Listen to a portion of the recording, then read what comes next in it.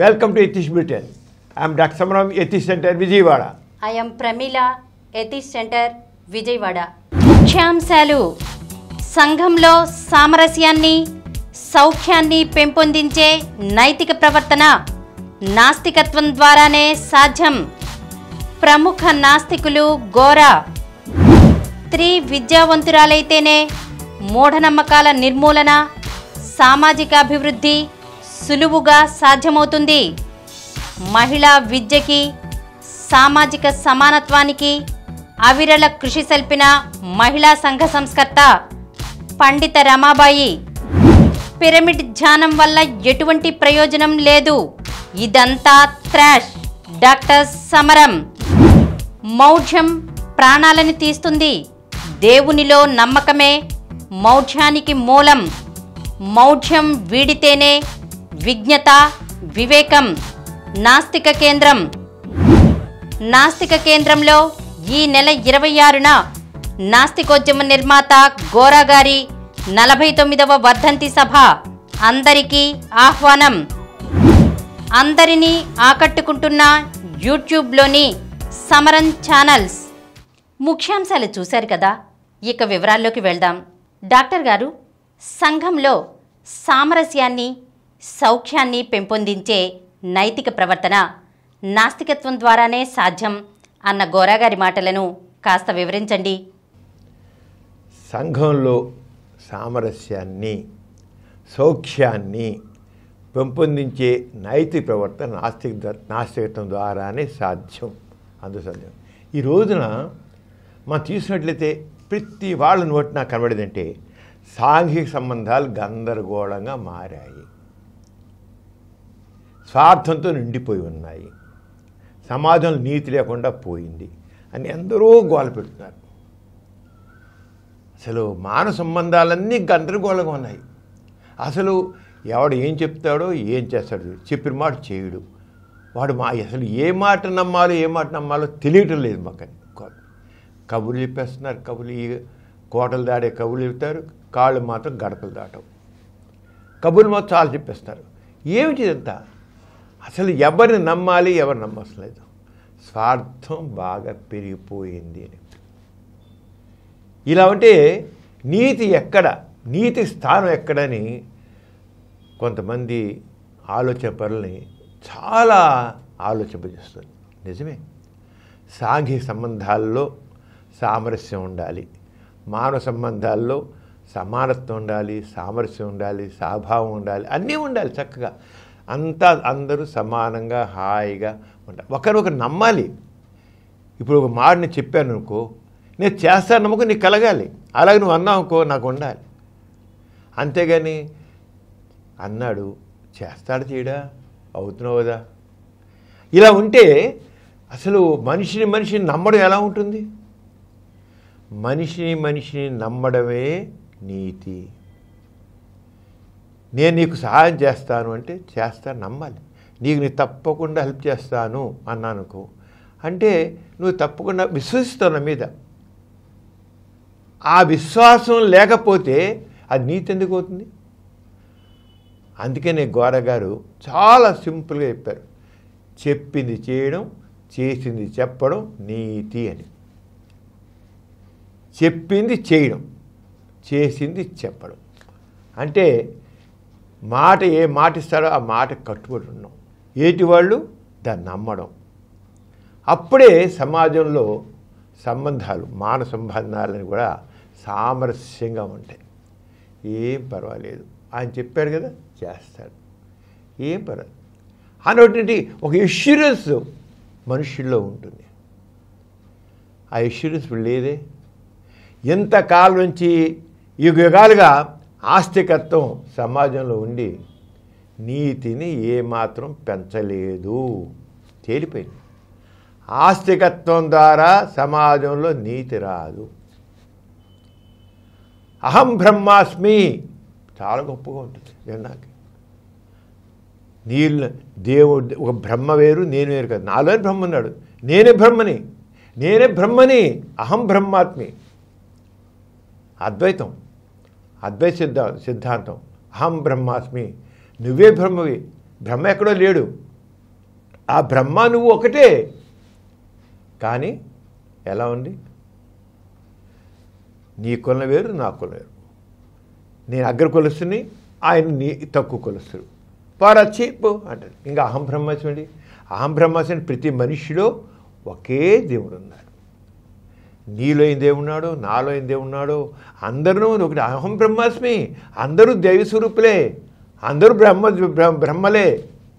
మరి ఎందుకు మనుషుల మధ్య, మానవ సంబంధాల మధ్య ఇన్ని రకాల వైషమ్యాలు, వైరుధ్యాలు ఎందుకున్నాయి? ఆస్తికత్వం చెప్పిన దానికి చేసేదానికి పరస్పర విరుద్ధం. అందుకని ఆస్తికత్వం వల్లనే సమాజంలో రావాల్సిన నీతి సూత్రాలు చాలా చెప్పారు. అమ్మో చెప్పి నీతి సూత్రాలు. కానీ ఎందుకు నీతి నిలబడలేదు? నీతి సూత్రాలు చాలా చెప్పారు. అహం బ్రహ్మాస్మి, అక్కడ కూడా నువ్వు నేను ఒకటే అన్నారు. మరి ఎందుకు ఇంత ఇంత దగాలు ఉన్నాయి? మనిషి ఒకరు దగా చేసుకుంటున్నారు. దేవుడిని దగా చేస్తున్నాడు. ఇక్కడ దేవుడినే తిట్టుకుంటున్నాడు, దేవుడినే చంపుకుంటున్నాడు. అదా ఇది నీతా? అంతే. ఆస్తికత్వం సమాజంలో నీతిని నిలబెట్టడానికి విఫలం అయ్యిందని చెప్పుకోవచ్చు. మరి అందుకని దాన్ని ఏంటంటే ఈ సమాజంలో నీతి లేని పక్షంలో ఏమవుతుంది? ఏ మనిషి మనం నమ్మలేం, ఏ పని సరిగా దొరుకుతుందని నమ్మలేం, విశ్వసించలేకపోతాం మనం. అంచేత నీతి సామాజిక అవసరం. నీతి సామాజిక అవసరం అందరికీ తెలుసు. కానీ ఎలా ఎస్టాబ్లిష్ చేస్తుందని, దాన్ని ఎలా నెలకొల్పుతాం మనం? సమాజంలో నీతి నిలబడాలంటే సత్యసంధత కావాలి, బాధ్యతగా నిర్వహణ ఉండాలి. మాట చెప్పాడంటే చేస్తాడనే నమ్మకం కలగాలి. సమాజం నీతి నిలబడాలని ముఖ్యం కావాల్సిన సత్యసంధత. చెప్పిన మాట మీద నిలబడటం.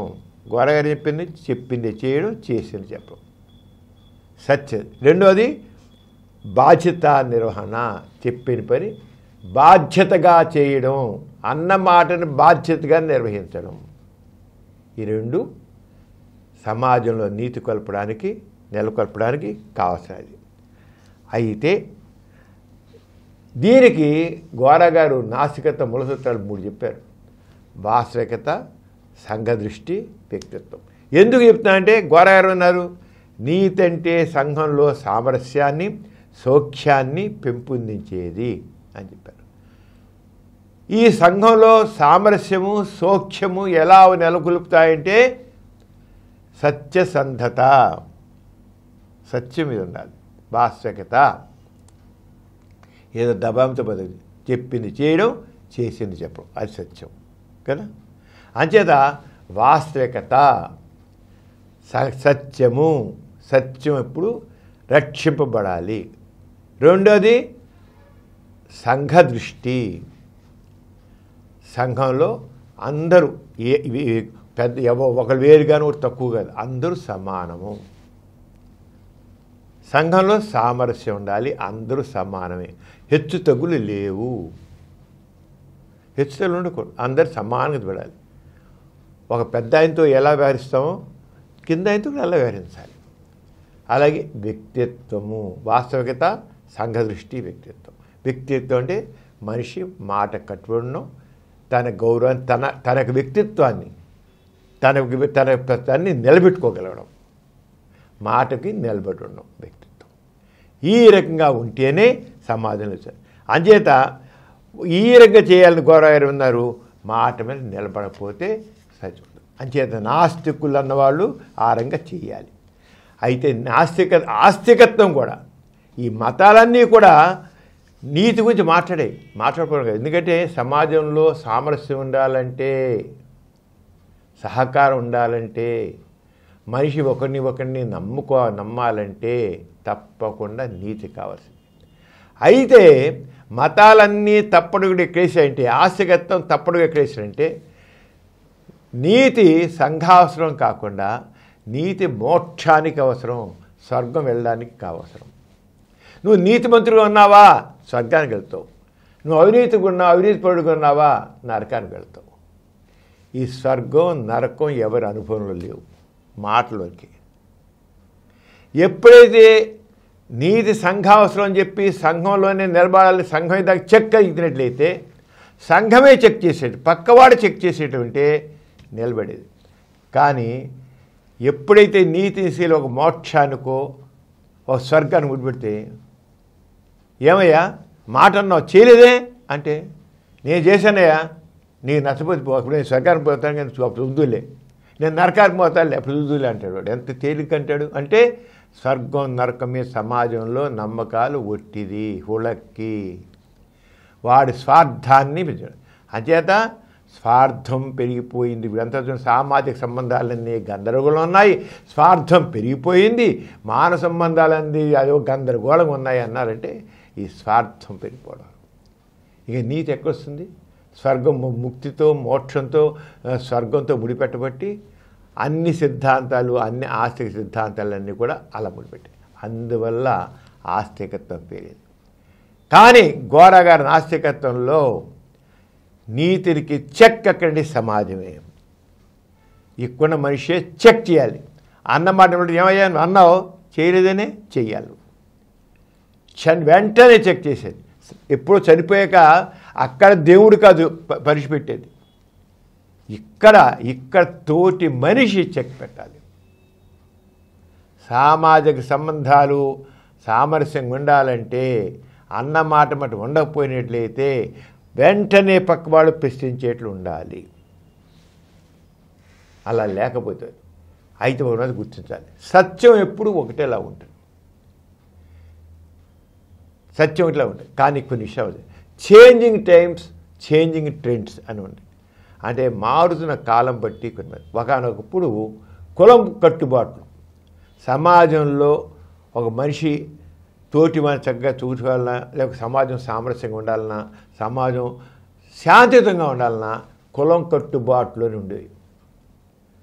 వాడు కులం కట్టుబాట్లు కనుక లేదా ఆ కులం పెద్దవాడు చెప్పిన మాట ప్రకారం వినాలి అని కులం కట్టుబాట్లే.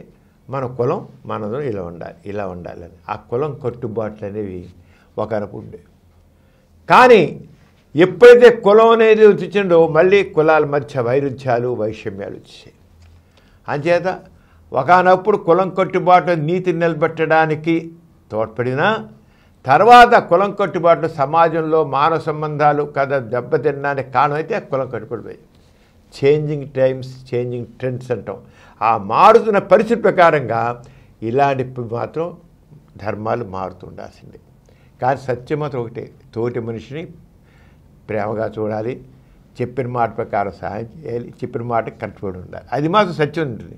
కానీ తక్కినవన్నాయే అవి మాత్రం మారుతూ ఉంటాయి, పరిస్థితుల ప్రకారం అవి మారుతూ ఉంటాయి. అలాగే అంటరాంతరం, ఒకనప్పుడు అంటరాంతరం ఉండేది, అప్పుడు బాగానే ఉండేది. ఆ రోజులు అంటరాంతరం అంటే అంతా సామరస్యంగా జరిగి మొట్టమొదటి రోజులు ఒకనొకప్పుడు. కానీ ఇప్పుడు అంటరాంతరం పెద్ద నేరం అని ఎప్పుడు కూడా మేము అంటరాంతరం పాటిస్తాం, ఓ మనిషిని తక్కువగా చూస్తామంటే కుదరదు. అంచేత సమాజంలో కొన్ని విషయాలు కొన్ని మారుతూ ఉంటాయి, మారేదాన్ని మాత్రం మనం యాక్సెప్ట్ చేయాలి. కానీ మెయిన్గా కాదండి, సమాజంలో సత్యం నిలబడాలి, సామరస్యం ఉండాలి, చెప్పిన మాట మీద మనిషి నిలబడాలి, సహాయం చేయాలి, అందరూ సంఘీభావంతో ఉండాలి, అప్పుడే సమాజం చక్కగా ఉంటుంది. అంచేత నీతి లేకుండా మనిషి ఉన్నట్లయితే నీతి చెప్పిన మాటకి చెప్పింది చేయడం, చేసింది లేకపోతే నీతి ఉండదు. అంటే ఏమవుతుంది, స్వార్థం పెరుగుతుంది. నీతో మాట అంటాను, నేను చేయను, ఊరుకుంటాను, అంతేలే ఈ మనుషులు ఇంతేలే అని ఊరుకున్నాకు రెండవ మనిషి స్వార్థపరుడుగా మారిపోతాడు. కొంతమంది మనుషులు స్వార్థపరులుగా మారినట్లయితే ఆ స్వార్థం ఆ మనిషిని అందులో ఎక్కించవచ్చు, కానీ సామాజిక దోపిడీకి కారణం అవుతుంది. అంచేత చెప్పింది చేయడం, చేసింది చెప్పాలి, దాన్ని చెక్ చేయడం మనకు కావాలి. అంచేత స్వార్థం అనేది సమాజానికి నష్టం చేస్తుంది. అలాగే మనకు కావాల్సిన మానవ సంబంధంలో మాటకి చేతకి సంబంధం తప్పకుండా పాటించాల్సిందే. మానవ సంబంధాల్లో మాటకి చేతకి సంబంధం లేకపోయినట్లయితే తీరు. అలాగే ఎదుటివాడు ఎలా పోతే పోనీలే, వాడు పాపన పోతాడు అనుకుంటే మాత్రం కుదరదు. వాడు పాపన పోతాడులే, పాపం లేదు పుణ్యం లేదు. ఎవడు పాపన అంటే అందరూ చక్కగా సమాజం కోసం, సామాజిక సామరస్యం కోసం, సామాజిక సంక్షేమం కోసం అందరూ కట్టుబడి ఉండాలి. అప్పుడే నీతి ఉంటుంది. నా ఇష్టం నేను చేసుకుపోతానంటే విచ్చలవిడితనం అవుతుంది. సామాజికంగా అందరూ చక్కగా స్వేచ్ఛ ఉంది మనిషికి, కాదట్లా తప్పలేదు. కానీ స్వేచ్ఛ బాధ్యతాయుతమైన స్వేచ్ఛ.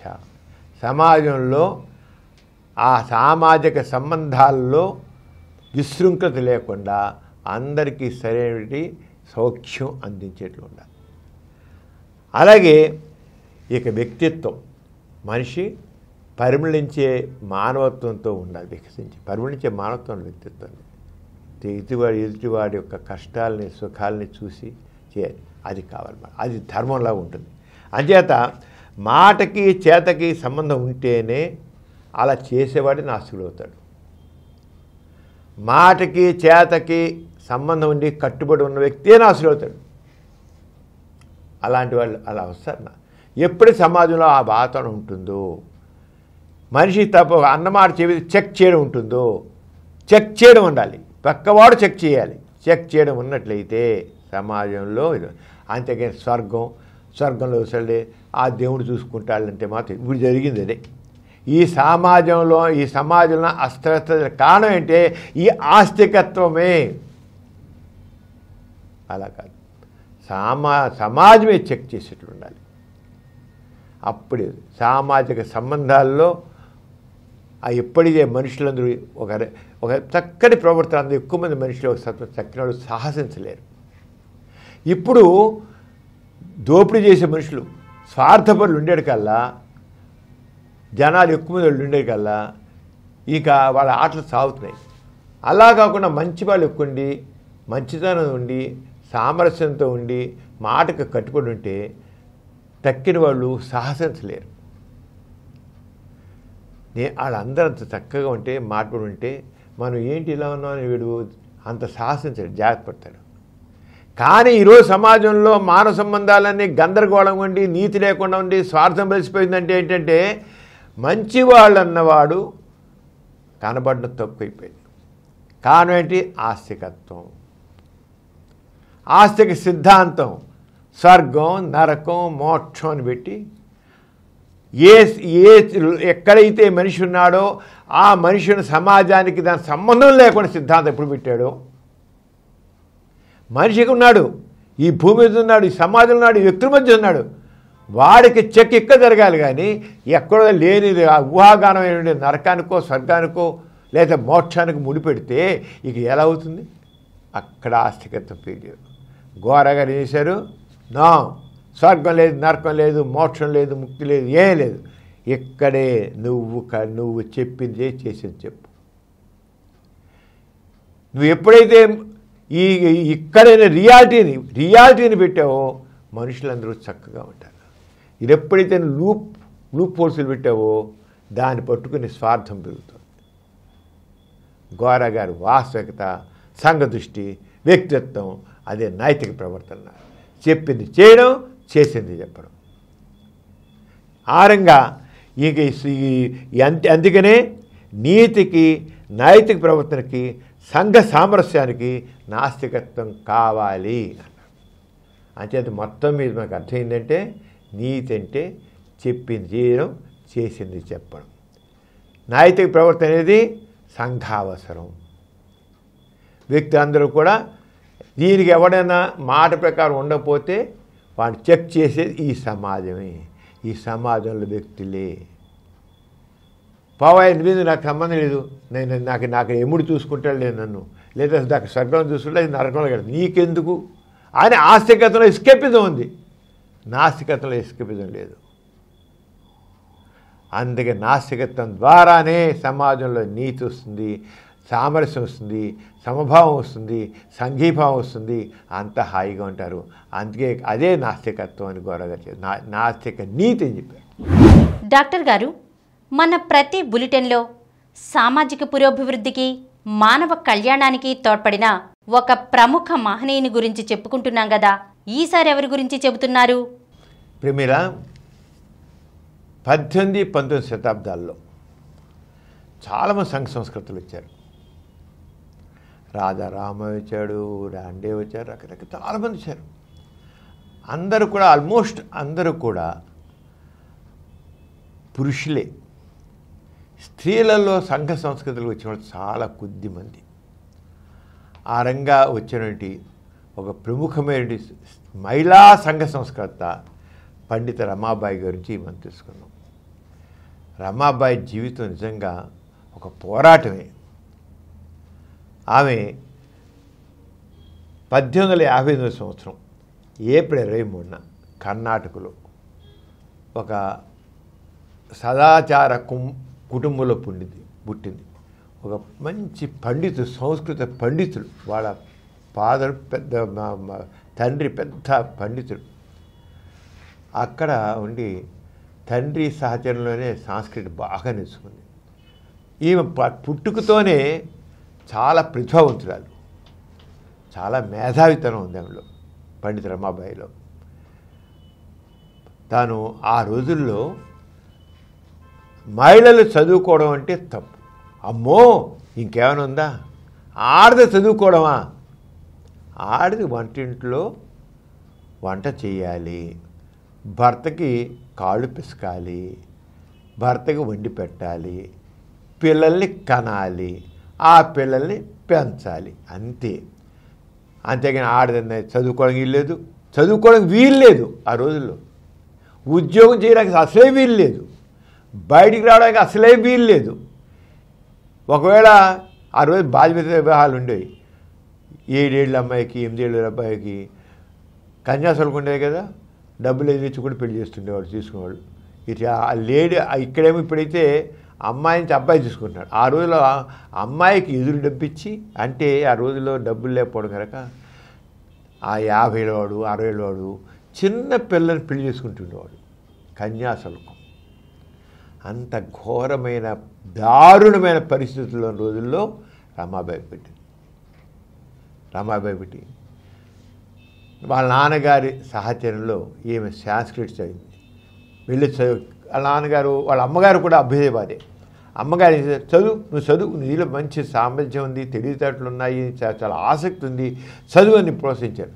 సాంస్క్రిట్ చదివి, సంస్కృతం చదివి బాగా చదివి దాని సంస్కృతంలో పండిత అనేది ఒక డిగ్రీ సంస్కృతంలో. పండిత్ అనేవాళ్ళు. ఆ సంస్కృతిలో ఆ పండిత్ అనే పట్టా పొందింది. ఇంకా గగ్గోలు పెట్టేశారు సనాతనవాదులందరూ. ఏమిటి ఆడపిల్ల చదువుకోవడమా? ఆమె చూస్తుంది ఈ సమాజంలో ఆడదాని బతుకు ఎంత దుర్భరంగా ఉంది, ఎన్ని రకాల మూఢనమ్మకాలు ఉన్నాయి. ఈ మూఢనమ్మకాలన్నీ చాలా వరకు ఆడదాని మీదే. సతీ సగం ఉండేది రోజున, బాల్యవివాహాలు ఉండేవి, భర్త చెప్తే వితంతోనే వేసేవాళ్ళు, గుండు చేసి తెల్ల చీర చెప్పి కట్టి ఇంట్లో కూర్చోటేవాళ్ళు. ఆ జీవితం అంతా నాశనం. ఎంత భయంకరమైన పరిస్థితుల్లో రమాబాయి మనసు చాలా ఏమిటి వాట్ దిస్, ఏడి సమాజం, ఆడదాని ఇంత వివక్షత అని అనుకుంది. చాలా గట్టిగానే మాట్లాడేది. ఈ కులాలేంటి, ఈ కులాల గురించి చాలా చివరికి వేసినట్టు ఆమె కులరహిత సమాజం కావాలి అనుకుంది. కులాంతర్వాహం చేసుకుంది. తన కులం కానీ వాడిని పెళ్లి చేసుకుంది. విచిత్రం ఏంటంటే వీడి పరిస్థితి, ఈవిడ కొద్దిగా చదువుకొని కొద్దిగా పెరిగి కొద్దిగా పెద్ద అవుతారుగా వాళ్ళ అమ్మా నాన్నగారు దాదాపు కొద్ది నెలల తేడాతో చచ్చిపోయారు. ఎవరైతే తనకి అండగా ఉన్నారో రమాబాయికి వాళ్ళిద్దరూ చనిపోయారు. చనిపోతే వాళ్ళ అక్కయ్య ఈయన వాళ్ళ దగ్గర తీసుకుని చూడడం కొంతగా ఆవిడ చచ్చిపోయింది. సరే అయిపోయింది. ఈ కులాంతర్వాహం చేసుకుంది కదా, చేసుకుని ఒక పాప పుట్టింది. ఒక పాప పుడితే పెళ్ళైన సంవత్సరానికే ఈ భర్త కలరచి ఈ చచ్చిపోయాడు. మళ్ళీ కొద్ది రోజులకి కూతురు చచ్చిపోయింది. షాక్ మీద షాక్. ఇదే ఇంకోటైతే సూసైడ్ చేసుకునేవాడు. భరించలేక చాలా గందరగోళంలో పడిపోయింది. ఏమిటి ఇంతమంది చనిపోయారు, నా వాళ్ళను ఎవరు నా వాళ్ళను లేని పరిస్థితి వచ్చింది.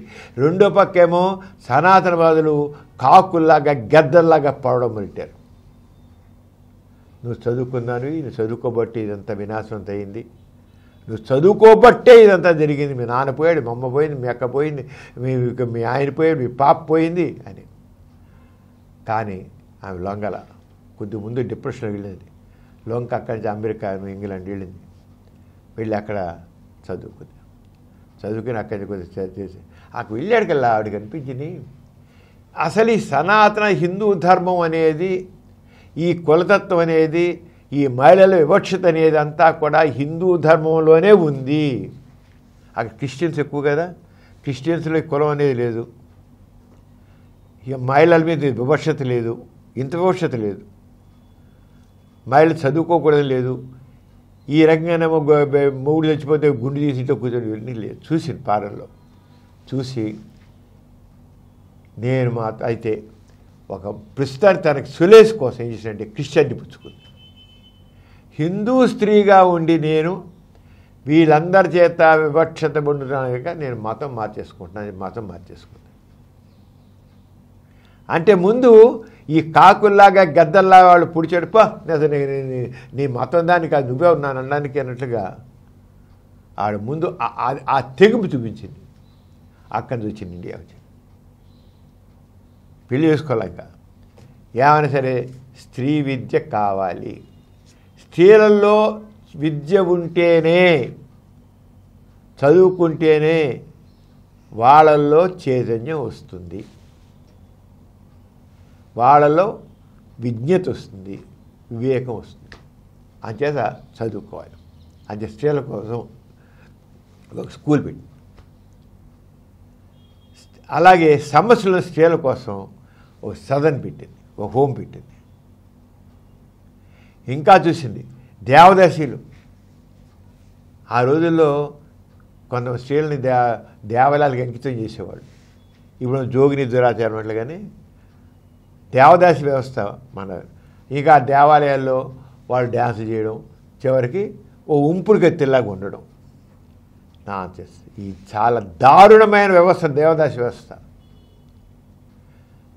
కేవలం కొంత పెత్తందారుల సుఖం కోసమని ఆ ఊళ్ళోని అందమైన ఆడపిల్లల్ని దేవుడికి అర్పించి ఈ రకంగా చేస్తారా, కొన్ని వంశాలని ఈ రకంగా చేస్తారా అని చెప్పి ఈ దేవదాసి వ్యవస్థ పోవాలని పోరాటం చేసింది. అక్కడ మళ్ళీ వ్యతిరేకత ఏం చేసి అడుగడుగున అలాగే ఇక నర్సులు, ఆ నర్సులు కావాలి బాగా. ఎందుకంటే డాక్టర్లు ఎలా కావాల్సిందే, నర్సులుండి కనీసం కొంతైనా నర్సింగ్ కేర్. ఇళ్ళ దగ్గర కాన్పులు అవుతుంటే ఎంతమంది చెప్తారు, నర్సింగ్ ట్రైన్ మంది ఇళ్ళ దగ్గర కొద్దిగా సైంటిఫిక్గా డెలివరీ అవ్వాలి. ఆ రోజు నాటు మంత్రాలు ఉండేవాళ్ళు, ట్రైనింగ్ పొందేయాలి, నర్సింగ్ ట్రైనింగ్. అయినంత మంది నర్సింగ్ ట్రైనింగ్ కావాలి, ప్రోత్సహించింది. ఇంకా చివరికి ఇక ఆమెకి ఎంతవరకు వచ్చిందంటే, ఆవిడ చాలా చదువుకుంది. అమెరికా పోయింది, మ్యాక్స్ మిల్లర్తో కూడా ఆవిడకి పరిచయం అయింది. అక్కడి నుంచి చాలా తన ఇతర లాంగ్వేజ్ కూడా నేర్చుకుని అక్కడి నుంచి మ్యాక్స్ మిల్లర్ చూసినవాడ గ్రీకు హిబ్రూ భాషను కూడా పాండిత్యం సంపాదించింది, గ్రీకు హిబ్రూ భాషలో కూడా. తర్వాత బైబిల్ని మరాఠీ భాషకు అనువదించింది. దానికి ఒక రకంగా పెంకుతనం వచ్చింది. అంచేత క్రిస్టియన్ మారింది కదా, చూస్తాను వీళ్ళు పని చెబుతాను, బైబిల్ని మరాఠీ భాషకు అనువదించింది. చదవండి మీరు అంత బైబిల్ చదవండి. ప్రేమతత్వం కావాలి, ప్రేమతత్వం. బైబిల్లో ప్రేమతత్వం అని చెప్పి పెట్టింది. ప్రేమతత్వం ఈ రకంగా హీనంగా మనుషులు చూడడం కాదు అని. ఒక రకం చెప్పాలంటే మూఢత్వం మీద, ఛాందస్వం మీద కొరడా ఝులిపించింది రమాబాయి. అయితే క్రిస్టియన్స్ ఆవిడ క్రిస్టియన్ మత ప్రచారం చూస్తున్నారు, కానీ ఆవిడ అలా చేయలేదు. ఆవిడ హిందువులకి ఇక్కున్న ఆచారాలు సాంప్రదాయాలు ఆడదాని అలా చూపించి వివక్షతలా ఆవిడ పోరాడింది. వివక్షత, స్త్రీల ఎడల వివక్షత పనికిరాదు, మహిళా జాగృతి కావాలి, మహిళలు చదువుకోవాలి అని చెప్పేసి ఆవిడ మంచి స్పీకర్ కూడా. పండిత్ రమాబాయి సంస్కృతి చదువుకుంది కదా, ఆవిడ స్పీకర్ అయితే ఈ విక్టోరియా రాణి కూడా ఆవిడ స్పీచ్ని ఆవిడ ఇంకా ఫిదా అయిపోయింది. విక్టోరియా రాణి పిలిచి ఆవిడ సన్మానించింది. అంత ఇదిగా నువ్వు చేస్తాను. ఇక కుల నిర్మూలన జరగాలని వచ్చేసినమాట. ఇంక ఈ చదువు మెయిన్గా మహిళా విద్య గురించి ఆవిడ చాలా చేసింది. అంతేకాక స్త్రీ ధర్మనీతి అనే పుస్తకం రచించింది. చాలా పుస్తకాలు రాసింది ఆవిడ. కొన్ని దాదాపు 28-30 పుస్తకాలు రాసింది. తర్వాత ఏమో అగ్రవర్ణాలు హిందూ స్త్రీలని ఈ అగ్రవర్ణాల్లో హిందూ స్త్రీల యొక్క బాధల గురించి రాసింది.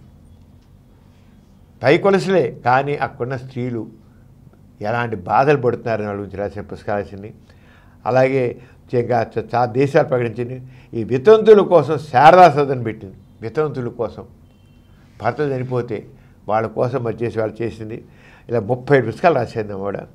ఇంకా ముఖ్యంగా పిల్లలు స్త్రీల విముక్తి కోసం ముక్తి సదన్ పెట్టింది. వాళ్ళు ఎవరైతే బాధల్లో ఉన్నారో వీటికి ముక్తి సదన్ పెట్టింది. ఆ రంగా ఎన్నో రకాలుగా ఆవిడ మహిళల కోసం ఎన్ని చేయడానికి చేసింది పండిత రమాబాయి. ఆవిడ చివరికి 1922 ఏప్రిల్ 5న మరణించారు. ఆవిడ స్త్రీలలో చైతన్యానికి, విద్యావ్యాప్తికి, సంఘ సంస్కరణకి ఆవిడ చేసిన కృషి అమోఘం. అలాంటి మహిళల్లో చైతన్యం, ఆ పట్టుదల, మహిళలు జాగృతం అయితేనే, మహిళా సాధికారత వస్తేనే సమాజం మారుతుంది, సామాజిక అభ్యుదయం వస్తుంది. సామాజిక అభ్యున్నతికి మహిళా విద్య అవసరం. మూఢనమ్మకాలు పోవాలి. మూఢనమ్మకాల వల్ల సమాజం ఎంతో వెనకబడుతోంది.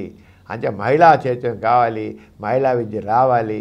అప్పుడే సమాజం ముందుకు వెళ్ళేటప్పుడు ఆవిడ ఎంతో కృషి చేశారు. ఇలాంటి వాళ్ళు చేయబట్టే ఈనాడు సమాజంలో మహిళల ప్రగతి కొంత ఆశాజనకంగా ఉంది. డాక్టర్ గారు, పిరమిడ్ ధ్యానం వల్ల ఎంతో ప్రయోజనమని, మెరుగైన ఆరోగ్యంతో పాటు తెలివితేటలు కూడా పెరుగుతాయంటారు. ఈ విషయం గురించి మీరేమంటారు? పిరమిడ్ ధ్యానం అనేది దానివల్ల ఏదో ఆరోగ్యం పెరుగుతుందని, తర్వాత తెలివితేటలు పెరుగుతాయని, ఇంక ఏదేదో గొప్ప వస్తాయి, గొప్ప ఏంటి శక్తులు వస్తాయని చెప్పేది అంతా ఒట్టి థ్రాష్. అంటే చెత్త. దాంట్లో ఏమీ నిజం లేదు. ఏం చెప్పేది ఎంత సూడో సైన్స్ అనమాట. సైన్స్ ముసుగులో ఒక మౌఢ్యాన్ని ప్రచారం చేయడం. సైన్స్ ఈ ఆస్తికత్వం అంతా, ఈ ఆస్తికవాదులంతా కూడా సైన్స్ ముసుగులో మౌఢ్యాన్ని తీసుకో. ఒక గ్రహణాలు తీసుకుంటే గ్రహణ టైంలో అల్ట్రావైట్ రేస్ వస్తాయి. దానివల్ల గర్భిణీ స్త్రీలో ఉన్న వాళ్ళకి గర్భంలో చెప్పినాయి వస్తాయి. అరే అల్ట్రావైట్ రేస్ నిజం వస్తాయి కదా చెప్పి ఇళ్లలో తలుపులు వేసి కూర్చుంటారు. అరే ఎప్పుడు సూర్యుడే, ఎప్పుడు చంద్రుడే, ఎప్పుడు భూమి గ్రహణాన్ని ఒకే కక్షలోకి వచ్చి సూర్యగ్రహణం కానీ చంద్రగ్రహణం కానీ వస్తుంది. ఇక ప్రత్యేకంగా సూర్యుల్లో ఆ టైంలో అల్ట్రావైట్ రేస్ ఇచ్చేవని అల్ట్రావైట్ రేస్ రావే ప్రశ్నించరు. అల్ట్రావైట్ రేస్ వస్తాయి అంటే సైన్స్ పదాలతో అర్థం కాకుండా జనాల్ని గందరగోళం పెట్టేసేస్తే బురిడి కొట్టేస్తుంది. వాళ్ళు తెలుసారు కదా. కానీ జనాల్ని ఎలా బురిడి కొట్టేస్తుంది ఆస్తికత్వం, ఆస్తుల.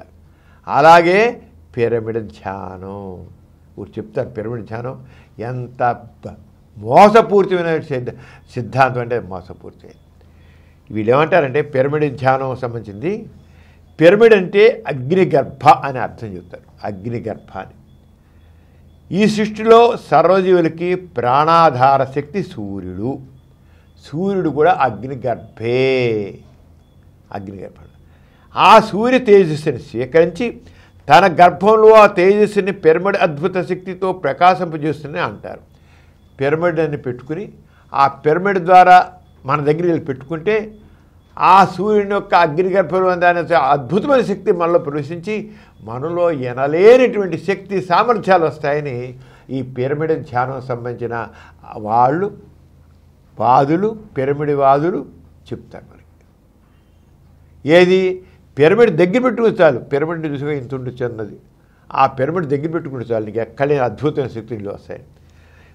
ఇక విద్యుత్ శక్తి బదులు ఇక్కడ చెప్తారు ఈ అగ్ని గర్భాన్ని దాని గొప్పతనానికి ఏం చెప్తారంటే వాళ్ళు విద్యుత్ శక్తి బదులు సౌరశక్తితో పనిచేసే బ్యాటరీలను వాడుతున్నట్లుగానే బ్యాటరీలని సౌరశక్తి ద్వారా రీఛార్జ్ చేస్తున్నట్లుగానే దేహాన్ని కూడా సౌరశక్తితో చైతన్యవంతం చేయొచ్చని, దానికి పిరమిడ్ ధ్యానం ఎంతగానో తోడ్పడుతుందని పిరమిడ్ ధ్యాన ప్రచారకులు అంటారు.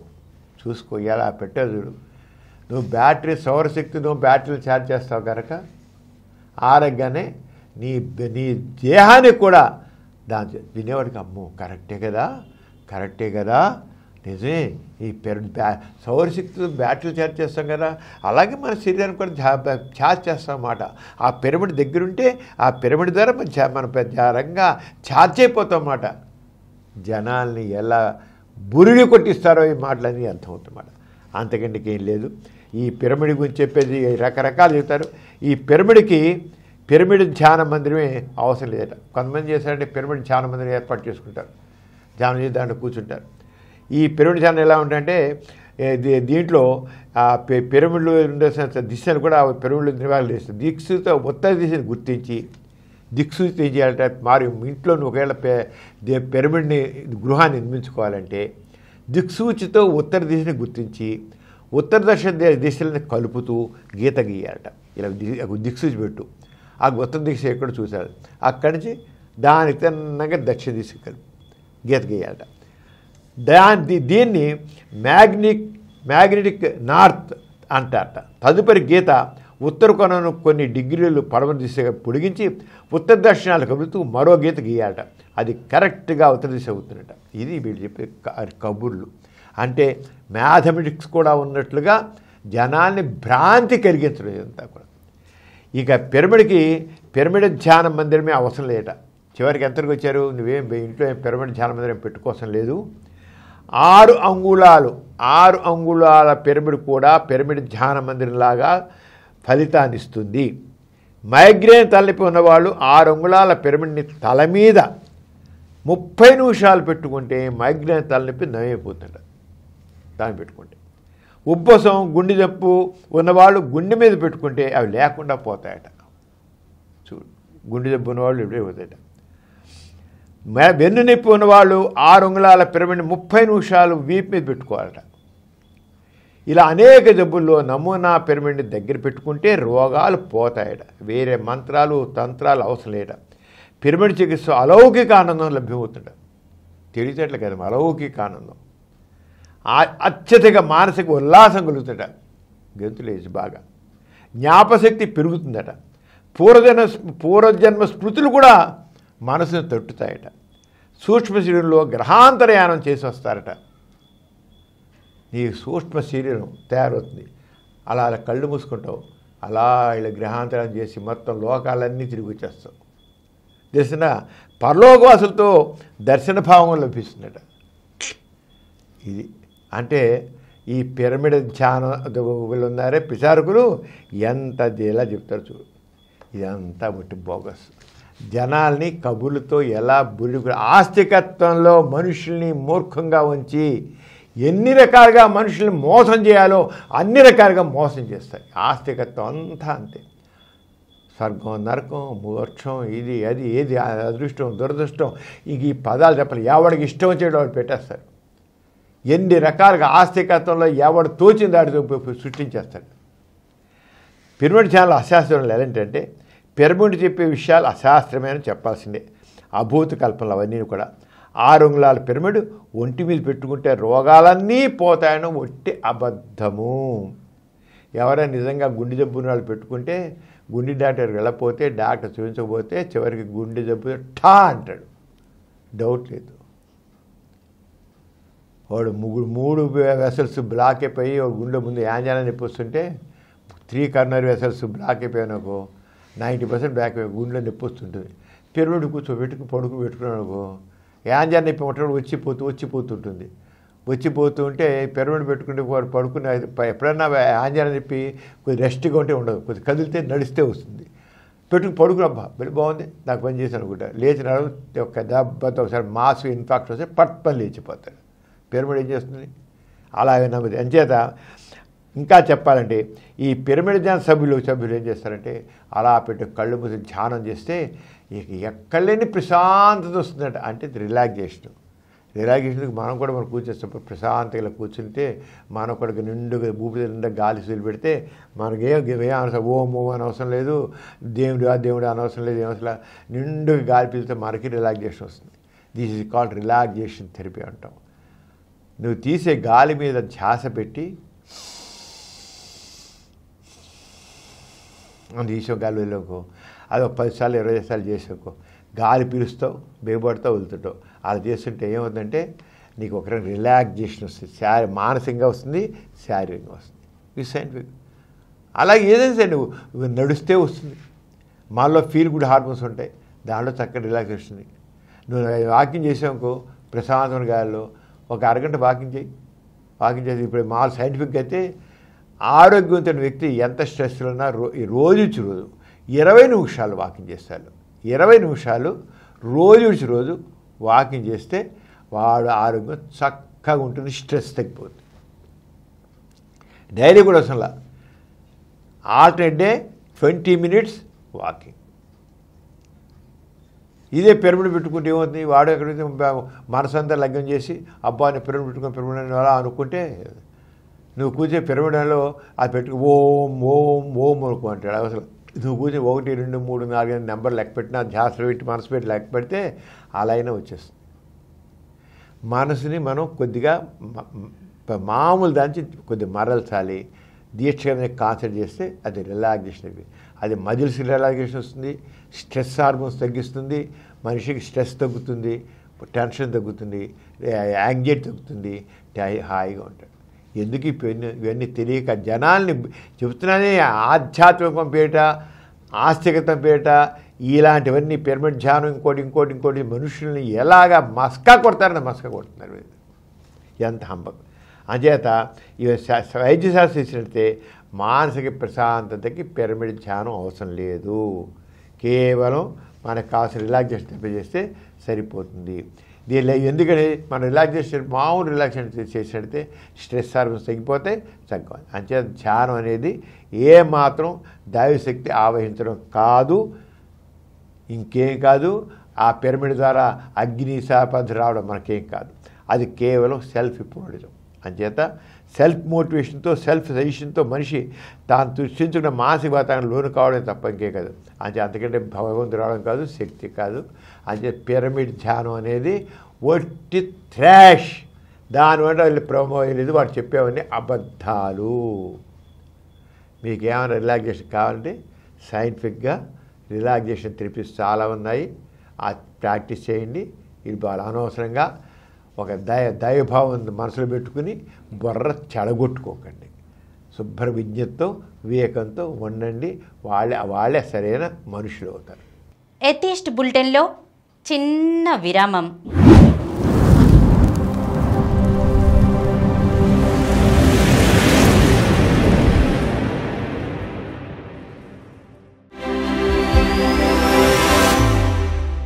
ఎందరో వినియోగదారులు అందరికీ వందనాలు. ఇలాంటి ఛానల్స్ వల్ల, ఈ సోషల్ మీడియా వల్ల ఎంతోమంది వినియోగదారులకి అవగాహన కలుగుతుందన్న ఒక మంచి ఉద్దేశంతో ఈ కార్యక్రమాన్ని ప్రారంభించాం. వినియోగదారుల రక్షణ చట్టం రాకపూర్వము వినియోగదారుడంటే ఎవరు అని ప్రశ్నిస్తే ఎక్కడుంటాడు ఈ వినియోగదారుడు అని వెతికే పరిస్థితి. వినియోగదారులకు ప్రత్యేకమైన పేరు లేదు వినియోగదారుడని. ప్రజలే వినియోగదారులకు సేవ చేయాలన్న ఉద్దేశంతో వచ్చిన కొంతమంది మహానుభావులు వినియోగదారుల సంఘాలను స్థాపించారు. కావలసినన్ని రకాల వస్తువులు తనకు కావలసిన ధరలో ఎంచుకునే శక్తి అతనికి ఉంటే ఆ కన్స్యూమర్ కింగ్ అవుతాడు. మీరు రేపు మార్కెట్లోకి వెళితే మీ మాట చెల్లుబాటు కావాలి, కానీ సెల్లరు మిమ్మల్ని మోసం చేసే అంత ధైర్యం తెచ్చుకోకూడదు.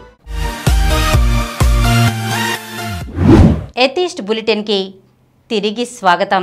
డాక్టర్ గారు, దేవుని కృప కోసం, పాపాల నుండి విముక్తి కోసం, వ్యాపార ఆరోగ్య లాభాల కోసం ఇటీవల జనం బాబాలను సందర్శించడం ఎక్కువైపోయింది. ఈ విషయంపై మీ కామెంట్ ఏమిటి? చూడమ్మా, మోక్షం అనేది చివరికి మృత్యువుకి దారి తీస్తుంది. అది ఇటీవల జరిగిన సంఘటనలు దానికి ప్రతిరూపాలు. మోక్షం అనేది సమాజ ప్రగతికి అవరోధమే కాదు, మోక్షం మరణానికి కూడా మూలం. ఉత్తరప్రదేశ్లో కొద్ది రోజుల క్రితం హత్రాస్ అనే చోట సత్సంగ్ సంబంధించినటువంటి ఒక ప్రసంగం, సత్సంగులు ఆ సత్సంగ ప్రసంగం కోసమని వేలాది మంది జనం వచ్చారు. అక్కడ ఏంటంటే ఆ హత్రాస్లో అక్కడ స్టాంపిడ్ జరిగింది. స్టాంపిడ్ జరిగితే 121 మంది చనిపోయారు. 121 మంది చనిపోయారు దాంట్లో సత్సంగంలో. కొన్ని వేల మంది గాయాలు పాలయ్యారు. హాస్పిటల్ ఇంకా చావు బతుకు మధ్య ఉన్నవాడు కూడా ఉన్నారు. ఏమిటి అంటే ఇంకేం లేదు, అక్కడ భోలే బాబా అన్నవాడు సత్సంగ్ ఉపన్యాసం ప్రసంగం, సత్సంగ్ ప్రసంగం ఏమిటంటే దేవుని గురించి ఇలా ఉండాలి అలా ఉండాలని దేవుని. ఈ సత్సంగ పరివారం ఉంటుంది. సత్సంగ పరివారం ఒక గ్రూప్ ఉందమ్మా. వాళ్ళు ఏం చేశారంటే దేవుని వాక్కులు అన్నట్లుగా దేవుణ్ణి చేరుటకొని మన జీవితం ఇలా ఉండాలి అలా ఉండాలి, మన జీవితం ఇలా ఉండాలని సత్సంగ్ పరివార్ అని పెట్టి దాంట్లో ఎంత మౌఢ్యం ఉందంటే ఒక పక్కమో నీతి చెప్తున్నట్లు ఉంటాయి. మానవ సంబంధాల్లో ఇలా ఉండాలి అలా ఉండాలి నీతి సూత్రాలు చాలా చెప్తారు. సత్సంగ్ పరివార్లో నీతి సూత్రాలు చాలా చెప్తాడు. ఈ భోలే బాబా విషయంలో ఏమిటంటే ఆయన నడిచిన దారిలో ఉన్న దుమ్ముని తీసుకుని నుదుటిని పెట్టుకుంటే వాడు బొందుతోనే కైలాసానికి పోతాడు చచ్చాక. ఎవడేళ్ళు కానీ ఎంతంటే మోక్షం కలుగుతుందట. మోక్షము బొందితో కైలాసం సరే వాడు ఎన్ని పాపాలు చేసినా, ప్రతి మనిషి అనుకుంటారు నేను పాపం చేస్తున్నాను అని అనుకుంటాడు. అంచేత ఎన్ని పాపాలు చేసినా వాడు నడిచిన భోలే బాబా నడిచిన దారిలో ఉన్న దుమ్ముని తీసుకుని ఉదిటినంత పెట్టుకుంటే చాలు వాళ్ళకి మోక్షం వచ్చేస్తుందని ఒక మూఢనమ్మకాన్ని చెప్పలేంత ప్రచారం చేశారు. అంచేత ఈ సత్సంగ్ ప్రసంగానికి ఆ సత్సంగ పరివార్ వాళ్ళు ఈ భోలే బాబా మీటింగ్కి హత్రాస్లో పెట్టి వాడు అక్కడ నడుస్తూ వెళుతుంటే ఆ దుమ్ము వాడు నడిచిన బాటలోని దుమ్ముని తీసుకుని నుదిటిని పెట్టుకోవడం కోసం వంగితే వాళ్ళ మీద జనాలు మరింత వంగి ఒకరి మీద నడుచుకుంటూ పోతే చచ్చిపోయారు 120 మంది. ఎంత వాడు నడిచిన బాటలోని దుమ్ముని తీసుకుని నెత్తిని పెట్టుకుంటే వాళ్ళకి మోక్షం వస్తున్నట. 120 చచ్చిపోయి అనేక మంది చావుబతులు ఇంకా వెంటిలేటర్స్ మీద బాటలోని ఉత్తరప్రదేశ్లో హాస్పిటల్స్లో ఉన్నారు. అంటే మోక్షం అనేది కానీ ఇలాంటి మనుషుల్లో ఎంత మౌఢ్యాన్ని ఈ ఆస్తికత్వం ప్రచారం చేస్తుంది. ఆ అడ్డు పెట్టుకుని ఈ దొంగ బాబాలు ఎంత దోపిడీ చేస్తారో అర్థం ఉంది. ఒక పక్కేమో నీతి సూత్రాలా, రెండో పక్క అబద్ధాలా. వాడు నడిచిన బాటలో భోలే బాబా నడిచిన బాటలో దుమ్ము తీసి నీతి పెట్టుకుంటే మోక్షం వస్తుందా? నిజంగా వాడు చెప్పేది ఎన్నో నీతి సూత్రాలు చెప్తున్నారు వాళ్ళు. ఇంత దగ్గర మానవ సంబంధాలు ఎలా ఉండాలి అలా ఉండాలని నీతి చెప్తారు, అబద్ధాలు చెప్పదని చెప్తారు. అబద్ధాలు చేసి ఈ రకంగా చేస్తుంటే వాడు ఎందుకు ఊరుకుంటున్నాడు? వాడు అలాంటిది లేదు చెప్పాలి. వాడి యొక్క గొప్పతనాన్ని చెప్పుకోవడం కోసం వాడు నడుస్తుంటే మా బాటలో దుమ్ము కోసం పడి చచ్చేట్లుగా చేశాడంటే వాడు ఎంత మౌఢ్యాన్ని ప్రచారం చేశాడు భోలే బాబా. ఆ భోలే నారాయణ సాకార్ అంటే వాడి పేరు పూర్వాశ్రమంలో భోలే బాబా పేరు. చివరికి ఏం చేయడు వాడు ఉన్నాడు, పారిపోయాడు అక్కడి నుంచి ఈత పడితే. వాడు ఇంత మహత్యం ఉన్నవాడు పారిపోవడం ఏంటి? మళ్ళీ పోలీసులు పట్టుకుని భయమా? ఇంతమంది చంపడం ఇంతమంది చావు కానమైనవాడు వాడు పారిపోతాడా? అంటే ఎంత ఏ రకమైన మౌఢ్యం సమాజంలో పెంచి పోషించి జనాల నాశానికి వీళ్ళతో కారకులు అవుతున్నారో మనకు అర్థమవుతుంది. ఆస్తికత్వం మనిషిలో మౌఢ్యాన్ని పెంచుతోంది, చావు కూడా దరిచేరుస్తుంది. ఒట్టి మౌఢ్యం పెంచడం కాదు, చావు కూడా జరిచేస్తుంది. ఇది మా హత్రాస్లో జరిగే ఇన్సిడెంట్ మనకి సంకేతం. అలాగే పూరి జగన్నాథ్ టెంపుల్ ఉంది. పూరి జగన్నాథ్ టెంపుల్ రథయాత్ర అంటారు. ఆ పూరి జగన్నాథ్ టెంపుల్లో కూడా ఆ రథాన్ని చివరికి ఒక దేవతని వీళ్ళు కూర్చోబెట్టి లాగుతుంటారు. ఆ లాగుతూ ఉంటే ఆ పట్టుకుని లాగుతుంటే మన కూడా జనం అక్కడ స్టాంపెడ్ జరిగి జనం మీద కుమ్ముకుని అక్కడ ఇద్దరు చచ్చిపోయారు, అనేక మందికి గాయాలైపోయారు. ఆ తాడు పడి ఎవడు లాగుతుంటాడో వాడు ఆ తాడు లాగుతున్నప్పుడు దేవుడు కూడా కృష్ణుడు కూడా ఆ రథంలో లాగుతుంటాడు. ఆ కృష్ణుని యొక్క గాలి తగులుతున్నాడు అందరికీ. కృష్ణుడు కూడా వస్తాడు అక్కడ. కృష్ణుడు కూడా ఆ టైంకి అక్కడ రథయాత్ర జరుగుతున్న కృష్ణుడు వచ్చి దాంట్లో తవ్వుతాడు. వాడు కృష్ణుడు lord Krishna visits mother place అట. పూరి లార్డ్ కృష్ణకి మదర్ ప్లేస్ అట. ఆ రోజున రథయాత్రుడు వచ్చి విజిట్ చేస్తాడట. అలాగే విష్ణు జగన్నాథ్ విష్ణు రూపమే అక్కడ వస్తాడు. విష్ణుకి తన రూపంలో భగవంతుడు వచ్చి అక్కడ ఉంటాడు, దాంట్లో రథం మీద ఉంటాడట. ఎన్ని అబద్ధాలు! దీని దగ్గర సత్సంగ్ పరివాళ్ళు ఏమంటారు తెలుసా? లాగుతూ ఉంటే ఆ రథానికి తాడుపట్టు లాగుతూ ఉంటే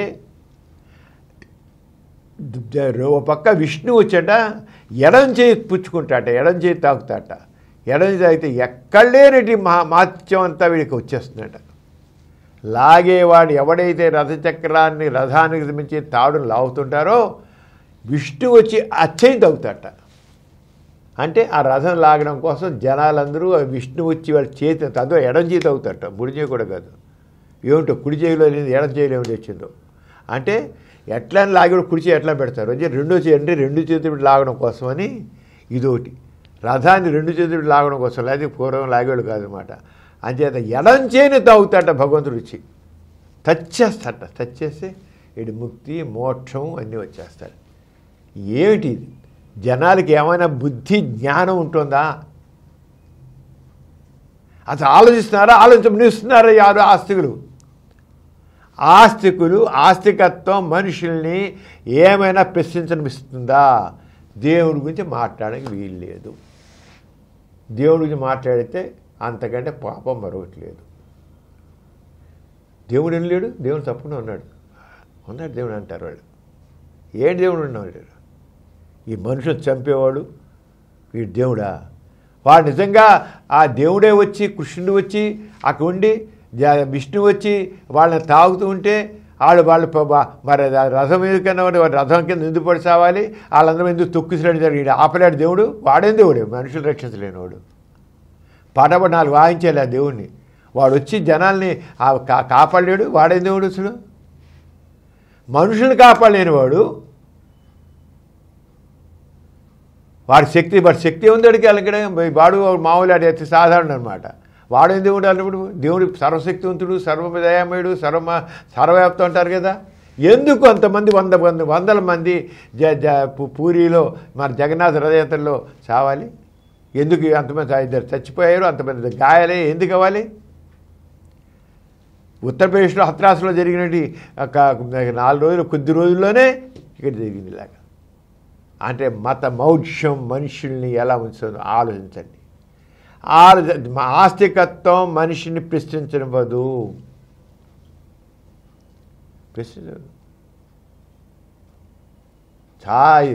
అసలు ఇంకా దేవుడు ఎవడండి? దేవుడు ఉన్నాడు, ఎందుకు లేడు? దేవుడు లేడు అంటారు. దేవుడు ఇలాగ చచ్చేది. దేవుడు లేడు, ఎవరు లేదు, అందుకు కల్పితాలు. జనాల్ని దగా చేస్తూ జనంలో మౌఢ్యాన్ని పెంచుతూ ఆ మౌఢ్యంతో దోపిడీ వ్యవస్థని పెంచుతోంది. ఆస్తికత్వం ఎక్స్‌ప్లాయిటేషన్ చేస్తోంది. ఈ సమాజంలోనే దోపిడీ వ్యవస్థకి, దోపిడీగాళ్ళకి, ఈ పెత్తందారులకి, వీళ్ళందరికీ వంత పెరిగేది ఈ ఆస్తికత్వమే. ఆస్తికత్వం వల్లే సమాజంలో ఇన్ని అసమానతలు ఉన్నాయి, మనుషుల మధ్య వైరుధ్యాలు ఉన్నాయి, ఈయన వైషమ్యాలు ఉన్నాయి, ఇంతమంది దేవుళ్ళ మధ్య కొట్లాట్లు. ఎంత చేత ఇటీవలగా జరిగినటువంటి హత్రాస్లోని స్టాంపెడ్ కానీ పూరి జగన్ చేస్తే మనుషులకు ఆలోచించండి, కాస్త విద్యతో ఉపయోగించండి. దేవుడే వచ్చి అడుగుతున్నప్పుడు కూడా వాడు ఇంత జరుగుతోనంటే అలాగే ఆ భోలేబాబా నడిచిన దారిలోని ఆ మట్టిని తీసి నుదుటి పెట్టుకోవడానికి జనాలు అంత మూర్ఖంగా మీరు ప్రాణాలు పోగొట్టుకున్నారంటే 120 మంది ప్రాణాలు పోగొట్టుకున్నారంటే ఏం చెప్పాలి వెళ్ళింది మోక్షాన్ని ఎంత పెంచి పోషిస్తుంది ఆస్తికత్వం. అది ఎప్పటికైనా జనం మేలుకోవాలి, ప్రశ్నించాలి, పరిశీలించాలి. పరిశీలించాలి. మూఢంగా దేన్ని నమ్మవద్దు, దేని మూఢంగా నమ్మవద్దు. అప్పుడే సమాజం మనిషి వ్యక్తి బాగా చక్క తయారవుతాడు, సమాజం బాగుపడుతుంది. లేదా సమాజం ఇలాగే అధోగతులు ఉండాల్సి వస్తుంది. డాక్టర్ గారు, జూలై 26వ తేదీన నాస్తికోద్యమ నిర్మాత గోరా గారి 49వ వర్ధంతి సభను నాస్తిక కేంద్రంలో నిర్వహిస్తున్నారు కదా, ఆ కార్యక్రమ విశేషాలను తెలియజేస్తారా?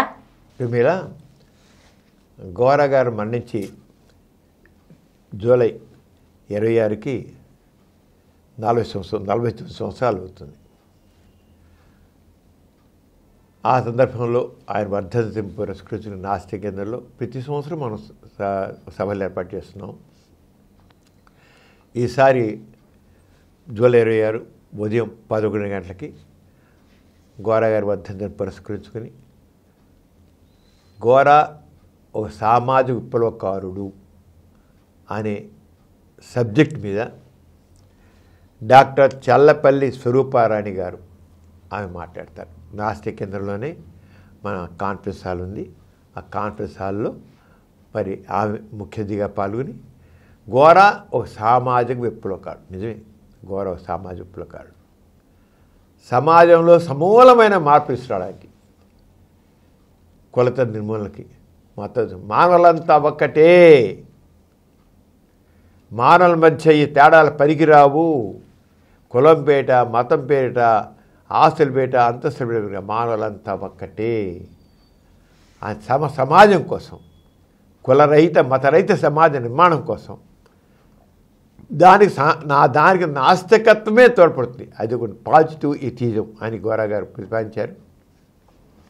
మామూలుగా గోరా గారు పాజిటివ్ ఎథిజం గురించి చెప్పముందు గోరా గారికి ముందు నాస్తికత్వం అంటే కేవలం దేవుడు లేడు అని చెప్పడం వరకే ఉండేది. నాస్తికత్వం ఒక రకమైన నెగిటివ్ యాంగిల్లోనే ఉండేది. ఈ జ్యోతిషం అంతా పుట్టింది, మోయమని పుట్టింది, అది పుట్టింది, బాబాలంతా పుట్టింది అనే. కానీ ఏమిటి ఇవన్నీ దేవుడు లేడు, వీళ్ళదే పుట్టింది. అలా అయితే ఆర్థిక వ్యవస్థ ఎలా ఉంటుంది, విద్యా వ్యవస్థ ఎలా ఉంటుంది, సాంకేతిక వ్యవస్థ ఎలా ఉంటుంది, నైతిక వ్యవస్థ ఎలా ఉంటుంది, రాజకీయ వ్యవస్థ ఎలా ఉంటుంది, ఇవన్నిటిని అన్ని రకాల జీవితానికి సంబంధించిన అన్ని రంగాల్లోనూ నాస్తికత్వం ఏ రంగా ఉంటుంది అని ఒక సమగ్రమైన జీవిత విధానంగా ప్రవేశపెట్టిన వ్యక్తి గోరా. ప్రపంచంలోనే నాస్తికత్వానికి పరిపూర్ణమైన రూపాలిచ్చింది గోరా. అందుకని గోరా గారు దీన్ని పాజిటివ్ ఎథిజం అని పెట్టేస్తారు. ఆయన ప్రతిపాదిత సిద్ధాంతానికి పాజిటివ్ ఎథిజం, నిర్మాణాత్మక నాస్తికత్వం.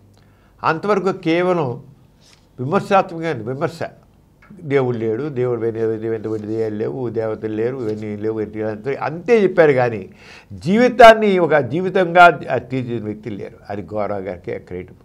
అలాగే ప్రపంచంలో నోన్ ఫస్ట్ ఎథి సెంటర్ విజయవాడలో ఏర్పరిచారు. 1940లో గోరా గారే ప్రపంచంలో మొట్టమొదటిసారి నాస్తిక కేంద్రాన్ని ఏర్పాటు చేశారు. ఇప్పటికీ నాస్తిక కేంద్రం ఉంది.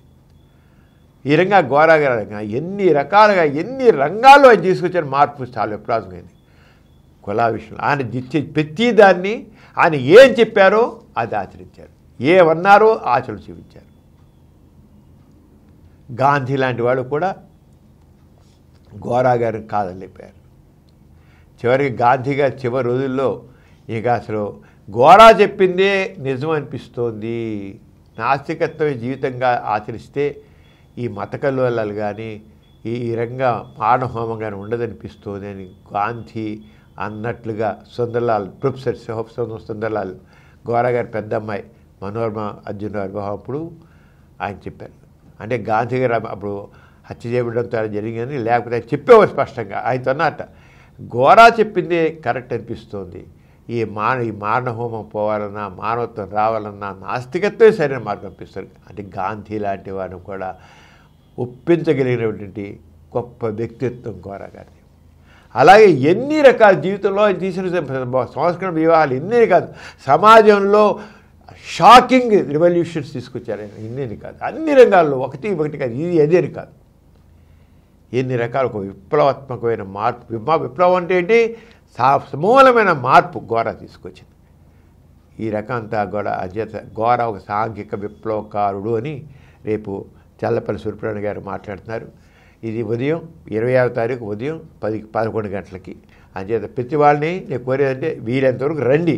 దూరంగా వాళ్ళు ఫేస్బుక్లో హెచ్ఈ సెంటర్ అనేది సెర్చ్ చేసి ఫేస్బుక్లో దాంట్లో అందరూ చూడండి. చాలా ఇంపార్టెంట్ టాపిక్ ఇది.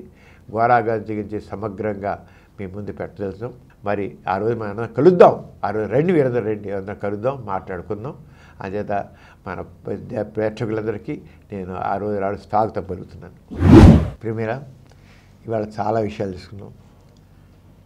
ఈ సమాజంలో మూఢనమ్మకాలు తొలగించాలి, చైతన్యాన్ని తీసుకురావాలి అన్ని రంగాల్లో, అందరిలోనూ.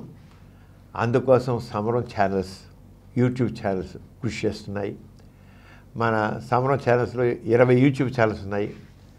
దాంట్లో అందరు చిన్న పిల్లల దగ్గర నుంచి యువత దగ్గర నుంచి అందరికీ ఎవరికి ఏది కావాలో అందరికి కావాల్సింది దీంట్లో మనం పెడుతున్నాం. నాస్తికత్వం మీద 5 ఛానల్స్ ఉన్నాయి. ఎథిస్ట్ ఛానల్ ఉంది, ఎథిస్ట్ బులెటిన్ ఉంది, ఎథిస్ట్ బులెటిన్ ఉంది, ఎథిజం పాజిటిజం ఇంగ్లీష్ ఛానల్ ఉంది, హిందీ ఛానల్ ఉంది, తెలుగు ఛానల్ ఉంది. ఇన్ని 5 ఛానల్స్ ఎథిజం మీద మనం ఏదైతే గోరా గారి నాస్తికత్వాన్ని జనాన్ని చైతన్యపరచడం ప్రబోధించారో ఆ నాస్తికత్వాన్ని కూడా మనం సమగ్రంగా మన ప్రేక్షకుల మీద ప్రవేశపెడుతున్నాం. చూడండి, చాలా శ్రద్ధగా చూస్తున్నారు. మీ అందరికీ ధన్యవాదాలు. చాలా శ్రద్ధగా చూస్తున్నారు. ఈ ఎథిజం సంబంధించిన ఛానల్స్ కానివ్వండి, తక్కువ ఛానల్స్ కానీ చాలా బాగా చూస్తున్నారు, శ్రద్ధగా చూస్తున్నారు. మా సంతోషం అంటే చూసేవాళ్ళు ఎవరు మాటల అందరూ చూస్తున్నారు. మీకు ఏది కావాలో అది మీ ఇస్తున్నాం. మీకు చైతన్య గల పౌరులుగా కావాలి. ఈ సమాజానికి మీరు ఉపయోగపడాలి.